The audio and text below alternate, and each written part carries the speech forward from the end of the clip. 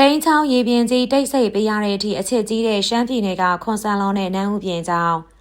ချစ်ချင်းမြတ်တာအားကောင်းလာပြီဆိုရင်တော့တတ်မဲ့ရေပြင်ကြီးတောင်မှအတန်တိတ်ပေးရတဲ့ဖြစ်ရပ်တွေရှမ်းပြည်မှာတကယ်ကိုရှိတာပါ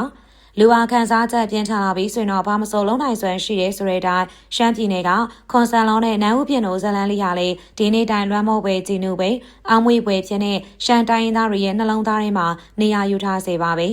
ဒါကြောင့်ဒီကနေ့ရဲ့ရွှေဘို channel ဗီဒီယိုမှာဆိုရင်တော့တိန်းချောင်းရေပြင်ကြီးတိတ်ဆိတ်ပေးရတဲ့အထိအချက်ကြီးတဲ့ရှမ်းပြည်နယ်ကခွန်ဆန်လောနဲ့နန်းဦးပြင်အကြောင်းကိုတင်ဆက်ပေးသွားမှာပဲဖြစ်ပါတယ်။ရှမ်းပြည်ရဲ့ကျိုင်းတောင်းမြို့လေးမှာခွန်ဆန်လောဆိုတဲ့တထေးသားလေးရှိပါတယ်။ခွန်ဆန်လောရွယ်ရောက်တော့မိခင်ဖြစ်တဲ့သူကအလောက်ကင်တော်တဲ့နန်းဦးပန်းနဲ့အိမ်အောင်ချပေးခြင်းခဲ့တာပါ။ဒါပေမဲ့ခွန်ဆန်လောကအချက်မပါတဲ့အိမ်အောင်ရေးတွေကိုရှောင်လွှဲဖို့အတွက်နွားပေါင်း900နဲ့ရှမ်းပြည်အနှံ့လက်ဖက်ကုံကူဖို့အတွက်ခရီးထွက်ခဲ့တာတော့ပါ။အဲလိုနဲ့လန်ခီမှာပဲသူ့ဘဝရဲ့ပထမဆုံးချစ်ဦးဖြစ်တဲ့မိုင်းကန်မျိုးကနန်းဦးပြင်နဲ့ဆုံတွေ့ပါတော့တယ်။မိုင်းကန်စီးထဲမှာပထမဆုံးနှစ်ဦးသားမျက်လုံးချင်းဆုံပြီးတော့စိုက်ကြည့်ခဲ့ကြတဲ့အကြည့်တွေကပြင်းထန်လွန်းလို့ဈေးတိုင်တွေတောင်မှရိုင်သွားခဲ့လို့အဆိုရှိတာပါ။အဲ့ဒီအဖြစ်အပျက်တွေကိုအစွဲပြုပြီးအရင်ကမိုင်းကိန်းရိုင်တော်မျိုးလို့ခေါ်ရကနေနောက်ပိုင်းမှာမိုင်းကန်လို့အမည်တွင်လာခဲ့ပါတယ်။ခွန်ဆန်လောကနန်းဦးပြင်ကိုချင်းခဲ့ခဲ့တဲ့တိန်းချောင်းသားမှာဆိုရင်တော့ချောင်းရည်စည်းတန်တွေကြောင့်စကားတွေကောင်းကောင်းမကြားလို့နန်းဦးပြင်က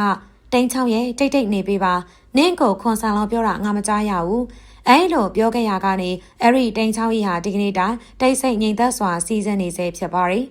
ဒါပေမဲ့သူတို့ရဲ့ချက်ကီလန်းမှာခွန်ဆန်လောရဲ့မိခင်ကအဓိကအတားအဆီးဖြစ်ခဲ့ပါတယ်ခွန်ဆန်လောကနန်းဦးပြင်ကိုကျိုင်းတောင်းကိုခေါ်လာခဲ့တဲ့ချိန်မှာတော့ရက်ဆက်တဲ့ရောက်ခမဟာချက်ဟန်ဆောင်ပြီးချွေးမဖြစ်တဲ့သူကိုအမျိုးမျိုးနှိပ်စက်ပါတော့တယ်။ခွန်ဆန်လောကအသားငါရှာဖို့ရွာစင်ပတ်စေးပြီးချွေးမကိုတော့ထမင်းပုံနဲ့အချောင်းတွေကိုထိုးထားပြီးတော့ကြွေခဲ့တာပါ။ဒါနဲ့မကသေးပဲနဲ့ရေခတ်လာတဲ့နန်းဦးပြင်ကိုလှေကားတွေကိုဖျက်ဆီးပြီးတွန်းချခဲ့လို့ဘိုက်ထဲကရင်သွေးလေးတောင်ပျက်စီးခဲ့ရပါတယ်။နန်းဦးပြင်ဟာဒါဟာလုံခြံမှုမှန်းသိလိုက်ပြီးဝမ်းနဲ့ကြေကဲစွာနဲ့မိုင်းကန်ကိုပြန်မှုဆုံးဖြတ်ခဲ့ပါတယ်။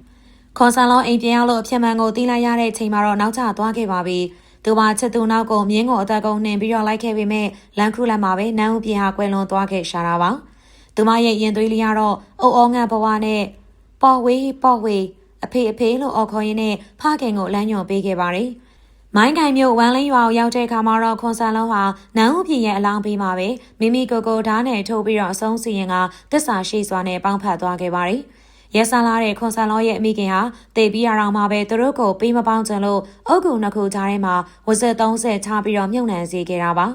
ဒါပေမဲ့သူတို့ရဲ့ဝိညာဉ်တွေကတော့ကောင်းငင်ဘဝကျဲနှလုံးဖြစ်သွားခဲ့ပါတယ်လာမိုက်ညတွေမှာကောင်းငင်ကိုမောကြည့်မယ်ဆိုရင်တော့ကျဲကြီးနှလုံးရဲ့အလဲမှာကျဲသေးသေးလေး3လုံးဝဇက်30ချထားတာကိုတွေ့ရမှာပါ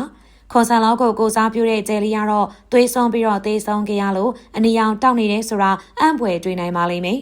ဒါဟာရှမ်းပြည်နယ်ရဲ့မြေပြင်ကနေကောင်းကင်ထိတက်သေးတည်နေတဲ့ခွန်ဆန်လောနဲ့နန်းဦးပြင်တို့ရဲ့ထာဝရအချက်ဇလန်းလေးပဲဖြစ်ပါရဲ့ရှင်။ရွှေဘို channel ကိုအမြဲတမ်းချစ်ခင်အားပေးလို့ကျေးဇူးများတင်ပါတယ်။တက်တော့ကြားရရည်နဲ့ပြန်လာခဲ့ပါမယ်။ Like and share subscribe ခေါင်းလောင်းလေးနေပြီးအားပေးသွားပါနော်။